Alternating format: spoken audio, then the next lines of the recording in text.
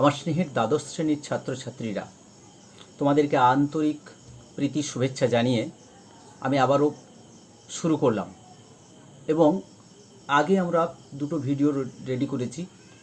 আগে যে ক্লাসগুলো আমরা করেছি সেগুলো তোমরা নিশ্চয়ই দেখেছো। আজকেও আমি সেই প্রথম অধ্যায় থেকে পড়াবো, অর্থাৎ অতীত স্মরণ।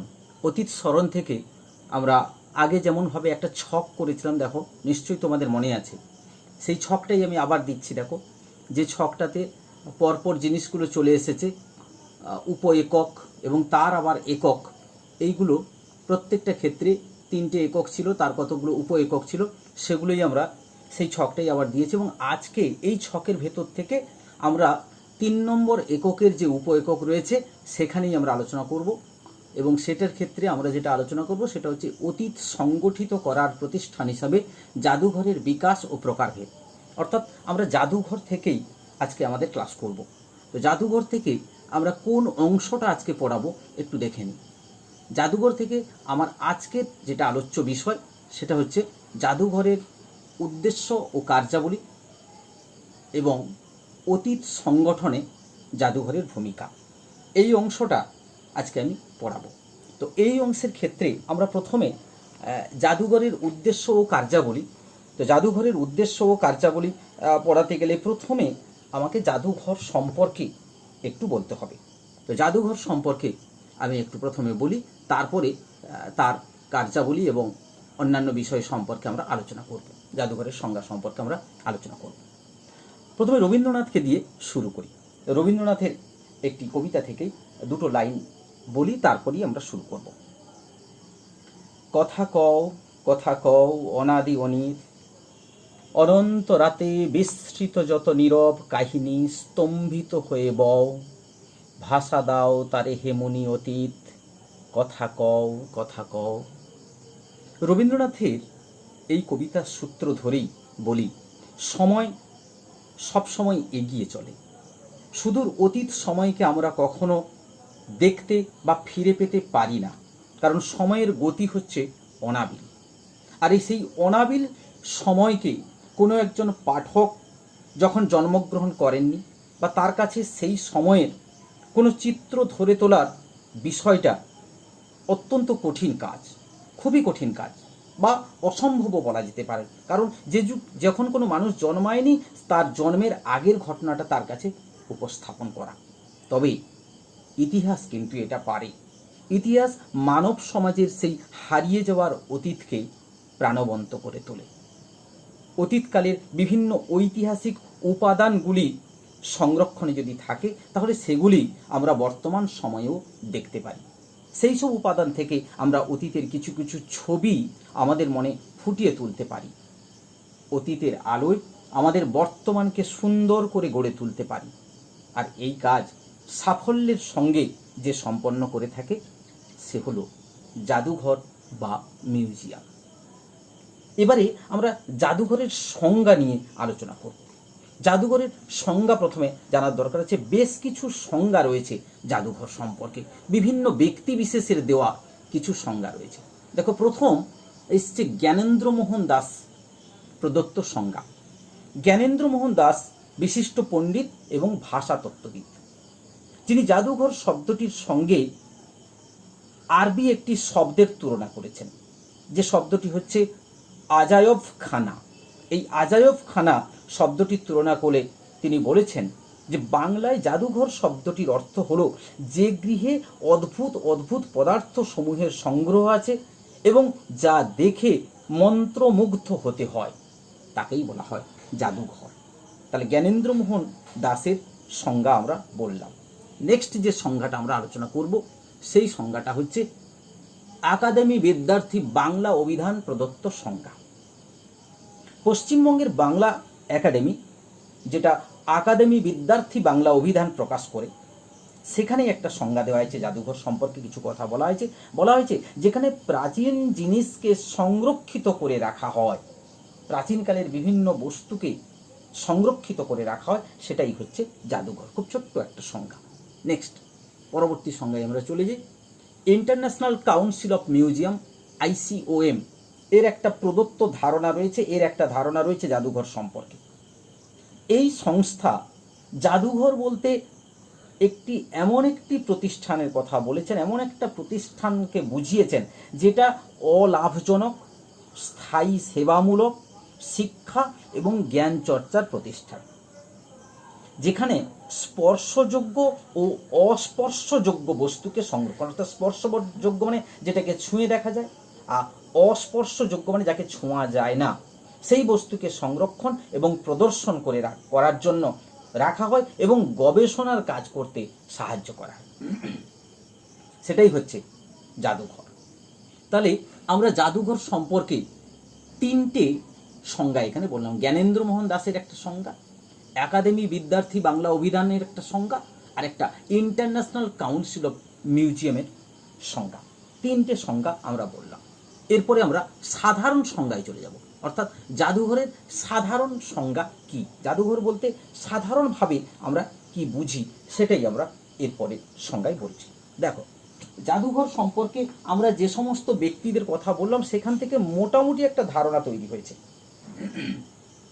তাহলে জাদুঘর সম্পর্কে যেটা বলা হলো যে জাদুঘর হলো এমন একটি প্রতিষ্ঠান বা এমন একটি জায়গা যেখানে বিভিন্ন ঐতিহাসিক উপাদানকে সংগ্রহ করা হয়। সহজ করে বলতে গেলে জাদুঘর হলো বিভিন্ন ঐতিহাসিক উপাদানের সংগ্রহশালা, যেখানে ঐতিহাসিক, সাংস্কৃতিক, বৈজ্ঞানিক, শিল্প বিষয়ক প্রভৃতি বিভিন্ন ধরনের গুরুত্বপূর্ণ নিদর্শন সংরক্ষণে করে রাখা হয় এবং সেটা সংরক্ষণ করে রাখার মূল উদ্দেশ্য হচ্ছে জনসাধারণকে স্থায়ী বা অস্থায়ীভাবে দেখানোর জন্য, জনসাধারণের জন্য স্থায়ী বা অস্থায়ীভাবে প্রদর্শনের ব্যবস্থা করা। এক কথায় তাহলে কি বলবো, যে বিভিন্ন পুরাতাত্ত্বিক নিদর্শন সংগ্রহ করে সেগুলি যেসব প্রতিষ্ঠান বা ভবনে সংরক্ষণ করে রাখা হয় জনগণের প্রদর্শনের উদ্দেশ্যে, সেই প্রতিষ্ঠানকে বা সেই ভবনকে জাদুঘর বলা হয়। তাহলে দেখো সংজ্ঞাটা এখানে দেওয়া আছে।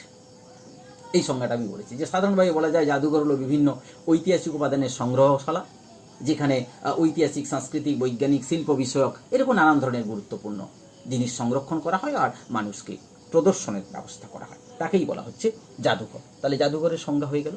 নেক্সট আমরা যে পার্টটা আমাদের ছিল সেটা হচ্ছে এর উদ্দেশ্য ও কার্যাবলী।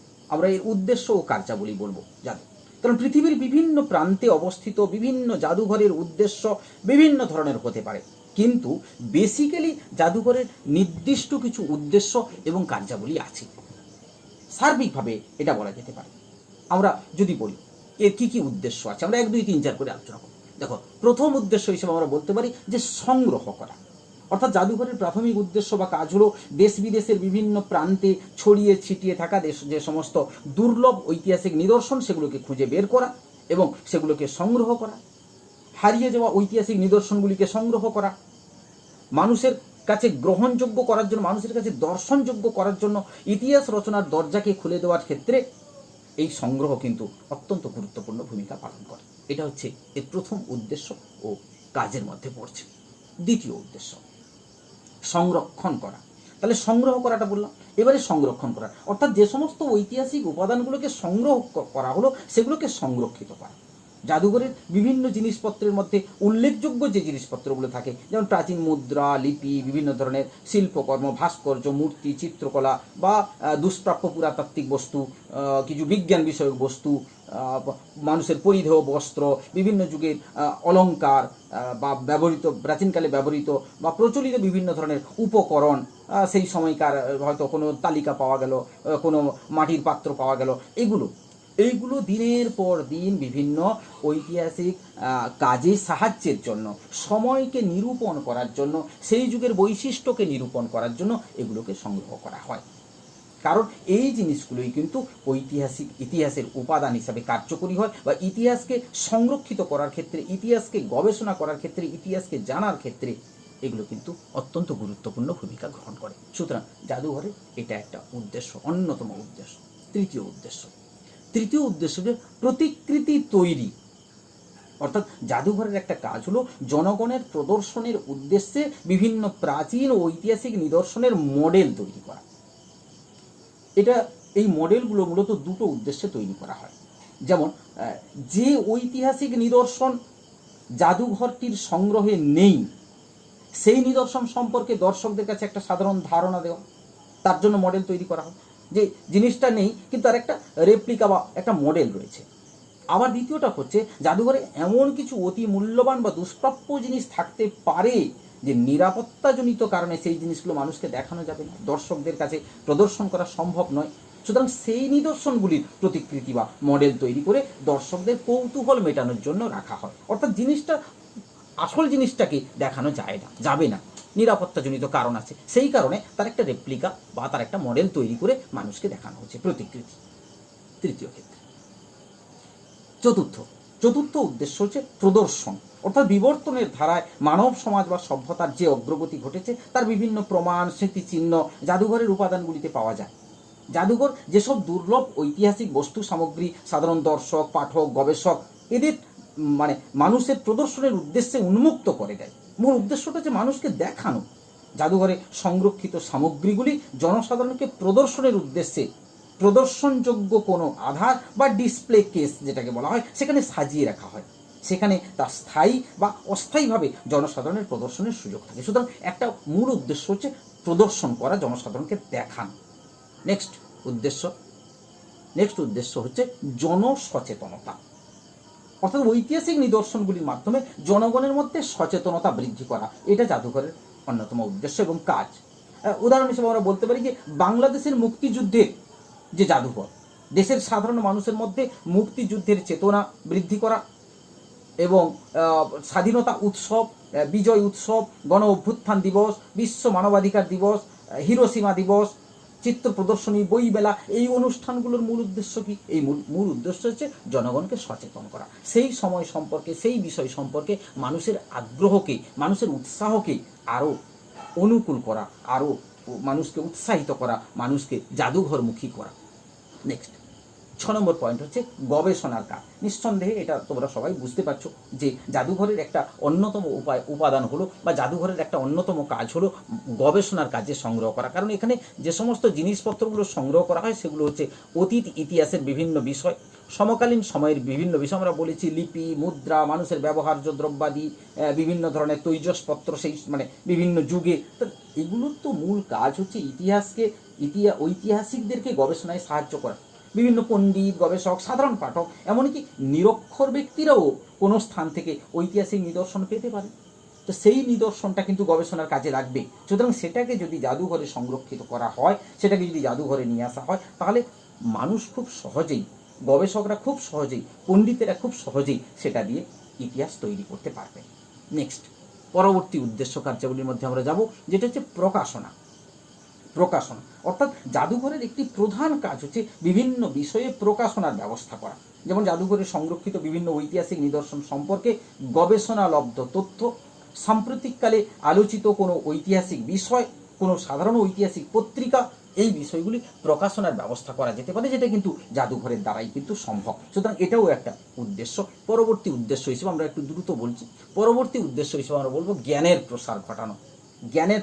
অর্থাৎ জাদুঘরের প্রাথমিক উদ্দেশ্য বা অন্যতম উদ্দেশ্য হলো সংগ্রহশালার বস্তু সামগ্রীর মাধ্যমে মানুষের মধ্যে জ্ঞান বর্ধন করা, মানুষের মধ্যে জ্ঞানের বা চেতনার প্রসার ঘটানো। পাঠ্য বইয়ের পাতায় বা দৈনন্দিন পড়াশোনায় পাঠকগণ অনেক ঐতিহাসিক জিনিস পড়ে থাকেন, অনেক কিছু পড়াশোনা করেন, কিন্তু সেগুলো যখন চোখের সামনে জাদুঘরে গিয়ে দেখেন, তখন কিন্তু পাঠকের মনে সেই বিষয়টি সম্পর্কে আরও বেশি কৌতূহল জন্মায়, আরও বেশি আকর্ষণ বৃদ্ধি পায়, সেই বিষয়টি সম্পর্কে আগ্রহী হয়, বিষয়টি সম্পর্কে জানতে চেষ্টা করে। এটাই হচ্ছে জ্ঞানের প্রসার ঘটানো, যা জাদুঘর অত্যন্ত কৃতিত্বের সঙ্গে এই কাজটা করে। পরবর্তী পয়েন্ট, প্রাণবন্ত ইতিহাস। জাদুঘরের ঐতিহাসিক উপাদানগুলিতে ইতিহাসের স্মৃতি আর তাত্ত্বিকতার কোনো স্থান নেই, কোনো তাত্ত্বিক ব্যাপার নয়। যা কিছু আছে তা হচ্ছে বাস্তব অস্তিত্ব, কারণ জাদুঘর তার ঐতিহাসিক উপাদানগুলির সাহায্যে ইতিহাসকে প্রাণবন্ত করে তোলে, মানুষের কাছে, দর্শকের কাছে, ভবিষ্যৎ প্রজন্মের কাছে একটা নতুন জগৎকে তুলে ধরে। পুরনো ইতিহাস, পুরনো ঘটনা, পুরনো সময়, কিন্তু তাকে নতুনভাবে গবেষকদের কাছে, পাঠকদের কাছে পৌঁছে দেওয়াই হচ্ছে জাদুঘরের উদ্দেশ্য এবং কার্যাবলীর একটা বড় অঙ্গ। পরবর্তী পয়েন্ট, শেষ পয়েন্ট আলোচনা করব, যেটা হচ্ছে আনন্দ দান করা। আনন্দ দেওয়া, অর্থাৎ জাদুঘরের এটা একটা গুরুত্বপূর্ণ কাজ, সাধারণ দর্শকদের আনন্দ দান করা।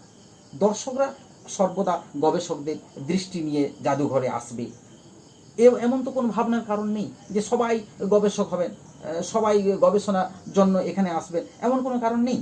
তা জাদুঘরে গবেষকদের চাইতে সাধারণ মানুষ বেশি আসবে, তাদের সংখ্যাই বেশি হবে। তা সেই সমস্ত মানুষের কাছে জাদুঘর হলো একটা জ্ঞান সংগ্রহের মাধ্যম। অর্থাৎ তারা তার তাত্ত্বিক জ্ঞান, তার গভীরে লব্ধ জ্ঞান, তার অন্তর্নিহিত জ্ঞান সম্পর্কে জানবে না, তারা একটা হালকা উপরের জ্ঞান লাভ করবে, যে জ্ঞানটা তাদের মধ্যে আনন্দ দেবে। অর্থাৎ একদিকে অল্প কিছু সেটার সম্পর্কে, বিষয়টি সম্পর্কে জানবে এবং আনন্দ লাভ করবে। এটাই হচ্ছে জাদুঘরের কাজ। জাদুঘর তার এই প্রদর্শনীর মাধ্যমে গবেষকদের যেমন সাহায্য করেন, তেমনি সাধারণ মানুষ বা সাধারণ দর্শকদেরকেও আনন্দ দানের কাজ করেন। সুতরাং এটা কিন্তু তার একটা বড় দিক। এবারে আমরা নেক্সট পার্টে চলে যাব। নেক্সট পার্টে কি আছে আমরা দেখব।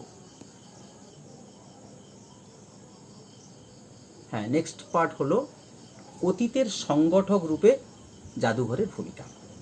এটা অত্যন্ত উল্লেখযোগ্য একটা দিক যে অতীতকে সংগঠিত করার ক্ষেত্রে জাদুঘর কি কি কাজ করেছে। আমরা 1 নম্বর 2 নম্বর করে আলোচনা করব। দেখি, প্রথম পয়েন্ট হচ্ছে প্রাণীকুলের বিবর্তনের ধারা সম্পর্কে ধারণা দান।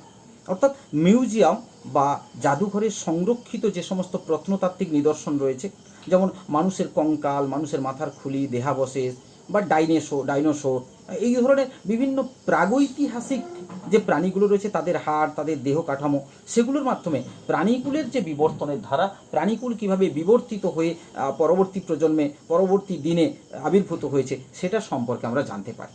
1 নম্বর। 2 নম্বর, অতীত সংগঠনের ক্ষেত্রে দ্বিতীয় হচ্ছে অতীত সম্পর্কে ধারণা দাও।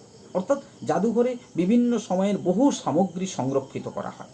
মিউজিয়ামে সংরক্ষিত যে প্রত্নতাত্ত্বিক ধ্বংসাবশেষ, পুরনো ঐতিহাসিক স্থাপত্যের অংশবিশেষ, শিলা, মুদ্রা, শিল্পকর্ম, বিভিন্ন পুঁথি বা বিভিন্ন ধরনের পুরাবস্তু, যেগুলো পুরাতাত্ত্বিক যে সমস্ত বস্তু, সেই নিদর্শনগুলি মানব সমাজের অতীতের উপর আলোকপাত করে। অর্থাৎ সেই সময় মানুষের জীবনযাপন কেমন ছিল, তাদের সমাজ, সংস্কৃতি, অর্থনীতি কেমন ছিল, সেটা কিন্তু খুব সহজেই অনুমান করা যায়। 3 নম্বর ক্ষেত্রে অতীত ও বর্তমানের যোগ সাধন করে। এটা খুব সুন্দর একটা বিষয়। অবশ্যই জাদুঘরের এটা একটা গুরুত্বপূর্ণ কাজ। অর্থাৎ অতীতের সংরক্ষিত বিষয়, অতীত সম্পর্কে আমরা যেটুকু জানছি, অতীতের জিনিসগুলো নিয়ে এসে এগুলো এখানে সংরক্ষিত করা হয়। সেই ঐতিহ্যবাহী বস্তু, বিভিন্ন চিত্র, ভাস্কর্য, অলঙ্কার, মুদ্রা, বিভিন্ন উপকরণ, যেগুলো ঐতিহাসিকরা প্রদর্শন করেন বা দর্শকরা দেখেন, এইসব উপাদানগুলো ইতিহাসের অনেক অজানা তথ্যের যোগান দেয় এবং ভুল তথ্যের সংশোধনে সাহায্য করেন। কারণ অনেক ভুল ধারণা রয়েছে, কিংবদন্তি রয়েছে, লোককথা রয়েছে, সেই লোককথাগুলোর হয়তো অনেক ক্ষেত্রে ভুল আছে। সুতরাং সুদূর অতীতে মানব সভ্যতার অগ্রগতির পথে বা কোন ঘটনা পরম্পরার ক্ষেত্রে যোগসূত্র ছিল, জাদুঘর থেকে সেটাই কিন্তু পাওয়া যায়। অর্থাৎ অতীত এবং বর্তমানের মধ্যে একটা অদ্ভুত যোগসূত্র রচনা করে জাদুঘর। অতীতকে দেখে বর্তমান সম্পর্কে ধারণা করা বা বর্তমান সম্পর্কে জানা, এটাই হচ্ছে জাদুঘরের একটা বড় কাজ। 4র্থ পয়েন্ট হিসেবে আমরা বলবো ধারাবাহিকতা রক্ষা। জাদুঘরের সংরক্ষিত বস্তুগুলি মানব জাতির একটি সম্পদ, নিঃসন্দেহে। কারণ একটি জাতির ভবিষ্যৎ গড়ে উঠবে তার অতীত বর্তমানের ব্যাখ্যা বিশ্লেষণ করে। জাদুঘরে যে সমস্ত সংরক্ষিত বস্তু থাকে, তার মধ্যে একটা ধারাবাহিকতা থাকে। কারণ অতীতে মানুষ এবং প্রকৃতির যে ধারাবাহিকতা, কিভাবে মানুষ বিবর্তনের পথ বেয়ে এগিয়ে গেছিল, তাদের সমাজ জীবনে কীভাবে উন্নতি হয়েছিল, ইমপ্রুভমেন্ট হয়েছিল, সেটা কিন্তু মিউজিয়াম থেকে আমরা জানতে পারছি। 5 নম্বর হচ্ছে বিমূর্ত অতীতকে প্রাণবন্ত করে তোলা। এটাও খুব সুন্দর একটা পয়েন্ট। অর্থাৎ বিভিন্ন পুস্তকে আমরা যে সমস্ত বিষয় পাঠ করে থাকি, সেগুলির মধ্যে অনেক কিছুই আমরা জানি, সেগুলি অনেক কিছুই আমরা অতীত সম্পর্কে জানতে পারি। তার মধ্যে প্রকৃত নিদর্শনও থাকে, যেমন প্রতিকৃতি থাকে, মডেল থাকে। তো বইয়ের পাতায় দেখা যে প্রত্নতাত্ত্বিক নিদর্শনগুলি, সেগুলি আমরা মিউজিয়ামে চাক্ষুষ করে থাকি। মনে করো অতীত ইতিহাস, প্রাচীনকালের ইতিহাসের যে পাথরের তৈরি যে সমস্ত অস্ত্র, পাথরের তৈরি যে সমস্ত তৈজসপত্র বা বিভিন্ন প্রাণীর যে দেহাবশেষ, সেটা আমরা ছবিতে যখন দেখছি, সেই ছবিগুলোকে যখন আমরা মিউজিয়ামে গিয়ে দেখছি, জনসাধারণ যখন মিউজিয়ামে গিয়ে দেখছে, তখন কিন্তু লক্ষ্য করা যাচ্ছে যে জিনিসটা একেবারে প্রামাণ্য হয়ে উঠছে, জীবন্ত হয়ে উঠছে, সজীব হয়ে উঠছে। অর্থাৎ বলা যেতে পারে জাদুঘর আমাদের কাছে বিমূর্ত অতীতকে মূর্ত করে তোলে। এটা হচ্ছে তার একটা অন্যতম কাজ বা অন্যতম ভূমিকা। পরবর্তী ভূমিকা হিসাবে মহাভেজখানার কথা আমরা বলতে পারি, যে অতীতের নানান ঐতিহাসিক উপাদান সংগ্রহ, সংরক্ষণ, প্রদর্শনের মাধ্যমে বর্তমানে মিউজিয়াম মহাভেজখানার ভূমিকা পালন করেছে, অর্থাৎ যেখানে অতীতকে সংরক্ষিত করা হয়, তথ্যকে সংরক্ষিত করা হয়। আর সর্বশেষ পয়েন্ট হিসাবে আমরা আলোচনা করব গবেষণার কাজে সাহায্য করা। মিউজিয়ামে প্রদর্শিত বিভিন্ন বিষয়টা আমরা আগেও বলেছি উদ্দেশ্য কার্যাবলীর ক্ষেত্রে, যে গবেষকরা গবেষণা করেন এবং সেই গবেষণার কাজে সাহায্য করার জন্য এই তথ্যগুলো অত্যন্ত জরুরি, কারণ তারা হাতে কলমে এই বিষয়গুলো দেখেন আর এই বিষয়গুলো দেখে তারা কিন্তু ইতিহাস তৈরি করেন। সুতরাং আমরা শেষ পর্বে একেবারে পৌঁছে গেছি। আমরা একটা মূল্যায়ন ছোট্ট করে একটু আলোচনা করব। তাহলে জাদুঘরের নির্মাণ বা জাদুঘরের উদ্দেশ্য এবং কার্যাবলী সম্পর্কে আলোচনা করলাম। পাশাপাশি জাদুঘর অতীতকে তুলে ধরার ক্ষেত্রে, অতীতকে সংগঠিত করার ক্ষেত্রে কী ধরনের ভূমিকা পালন করে সেটাও আমরা আলোচনা করলাম। তা আমরা আজকের যে বিষয়, আমাদের আজকের যে টপিকটা ছিল, সেই টপিকটা থেকে আমরা পুঙ্খানুপুঙ্খভাবে বিষয়গুলো আলোচনা করেছি, বিভিন্ন সংজ্ঞা দিয়েছি, জাদুঘরের উদ্দেশ্য কার্যাবলী বলেছি এবং অতীত সংগঠিত করার ক্ষেত্রে এর যে ভূমিকা, সেই ভূমিকাগুলো আমরা তুলে ধরেছি। আশা করি তোমরা সবাই বুঝতে পেরেছো। সুতরাং তোমাদেরকে আন্তরিক শুভেচ্ছা এবং ধন্যবাদ জানিয়ে আজকে শেষ করছি।